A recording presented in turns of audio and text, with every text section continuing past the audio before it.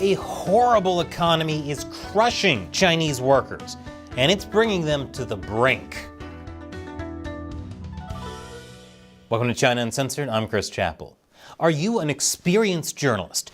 Do you know lots and lots about China? And would you like to write for China Uncensored? Because we're hiring. More info on the link below or go to chinauncensored.tv/jobs. So, working in China sucks. Of course, working sucks in a lot of places, but few of them reach install anti-jumping nets outside the windows to keep the employees from offing themselves level of suckitude. Employers in China mistreat employees all the time. These workers in 2019 are being punished by their bosses for not making their end-of-year targets. And China's extreme 996 work culture that forces people to work from 9 a.m. to 9 p.m. 6 days a week or more to stay afloat certainly doesn't help. But people put up with it. Why? Because China's declining population and economic woes means that competition for jobs is brutal. You see, where in some countries a labor shortage might mean that workers can demand higher salaries and still get jobs, in China, it just means that workers have to work even harder just to keep their jobs. And the pandemic only made things worse. With the economy slowing down, competition for jobs has never been harder. And to illustrate just how hard it is to just get a job, one Chinese worker told the New York Times about how she shelled out more than $5,000 and spent 20 months doing little but studying, all for a government position that paid less than half what she used to make, since working for the government is seen as the safest option for job security. Wow! I've been doing this show for over a decade, and that was the first time I've ever heard the Chinese government and safe used in the same sentence. I don't know whether I should gag or make a wish.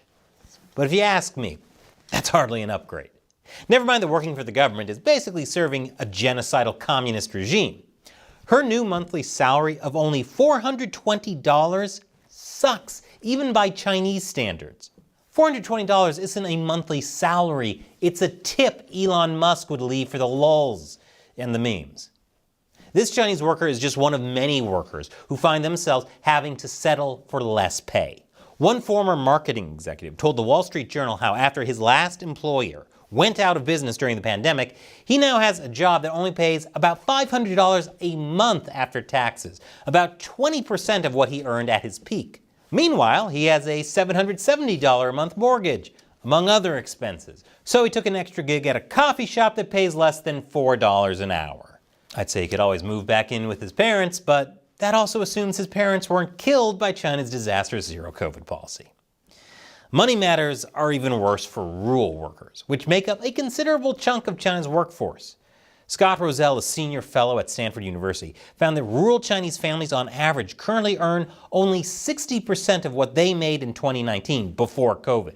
Unemployment may be part of that, but if it is, you won't find out from official Chinese unemployment statistics since the CCP doesn't include rural migrant workers in the data. Yeah, they don't like harvesting bad data. The only harvesting the CCP cares about is harvesting the organs of dissidents, which makes for the bleakest version of Stardew Valley ever. But given that China's National Bureau of Statistics officially states that rural workers make up 295 million out of China's 780 million workers in 2022, this isn't something China should be ignoring. Urban or rural, people are earning a lot less money while also working more hours than ever. This absolutely wrecks people's health. According to research conducted by the Chinese Sleep Research Society, more than 300 million Chinese have sleep disorders, and nearly 40% of adults have insomnia. That was back in 2016. I'm willing to bet that has gone way up since the pandemic. Wait, maybe those aren't anti-jumping nets, they're hammocks. Those bosses are considerate after all. Lack of sleep has become such a problem that there's an entire economy around it. If someone in China offers you money to sleep with them, odds are it isn't sexual. They just want you to knock them unconscious with a pipe so they can finally get some decent rest. Young workers especially are so sleep deprived that many are turning to singing bowls to combat sleeplessness and stress. 每一次就觉得，哎，这次能不能睡着？然后躺在那儿就睡着了。躺在那儿就睡着。工作压力特别大，我有时候因为工作忙或者是焦虑的问题，我可能2、3点才会睡觉，然后但是早上起来7点就得爬起来去上班。一个是焦虑，一个是压力大，还有一个是失眠，就是这3个是我们听到最多的、出现最频繁的3个词。放松、幸福感、快乐，好像现在都是变成了一件奢侈品的感觉。大多数人他已经忘记了如何去获得它。And here I thought owning a home was a luxury. Young homeowners in China see people sleeping on the street and think, lucky. People are paying good money for this, and for good reason. 如果我们不把这个费用去疗愈我们的情绪，可能花在医院上，它也是一笔不菲的费用。Communist utopia. It's pretty sad that Chinese workers are pushed into this situation, but they've got to make their money somehow. Getting paid, though, that's another matter entirely. I'll tell you more after the break. Welcome back. Chinese workers work brutally long hours and get little to no sleep for minimal pay. But some people can't even seem to get their hard-earned cash. Teachers and civil servants complain about delayed salary payments and reduced benefits. So do doctors, the same doctors who have to deal with the insomnia epidemic. Here you can see doctors perch in window frames and protest over unpaid wages in Sichuan province. This is bad for the CCP. Because without doctors, who's going to harvest all those organs? So why is the situation in China so grim for workers? Well, as usual, at least part of the blame lies in the Chinese Communist Party. Despite what Chinese state-run media may suggest about the economy, the CCP has done a very shoddy job of handling it before, during, and after COVID. Chinese authorities stated in 2021 that the 996 work culture was illegal, but enforcement is another matter. And the economy just keeps getting worse and worse. Rather than see an economic boom in 2023 and beyond, like people predicted, China continues facing a disastrous property market crisis, crippling debt problems, and tumbling exports. It's kind of like being promised a PlayStation for Christmas, but instead all you get is the knowledge that you're never going to be able to retire. Feliz Navidad. Especially doesn't help that China's aggressive bullying and crackdowns on private enterprises have a lot of people nervous, which in turn scares off foreign companies from directly investing into China. In short, Chinese workers have the short end of the stick with a disastrous Chinese economy. I'd say this is a nightmare, but you'd have to actually be able to get some sleep to have nightmares. Chinese workers are sick of it.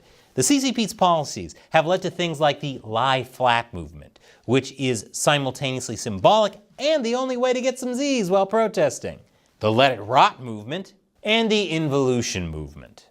All of these were terms that trended online, in case you don't know what they mean. Another way to put it is that Chinese workers, especially the youth, went from putting very little effort into work to not caring whatsoever about work to feeling locked in an endless cycle of self-flagellation. The experience of being locked in competition that one ultimately knows is meaningless. Basically, a never-ending spiral towards nihilism. You know it's bad when Chinese workers don't enjoy reading Nietzsche because they consider him too upbeat. Now that feeling of pointlessness is turning into rage. Anger is definitely boiling in China. In fact, 2023 saw a whole bunch of worker protests all over China, especially among manufacturers over things like wages. Why? People aren't happy making less and working more? Why can't you just be zen and be satisfied with your increasingly horrible lives and thank your leaders, actively ruining your futures from their castle fortress?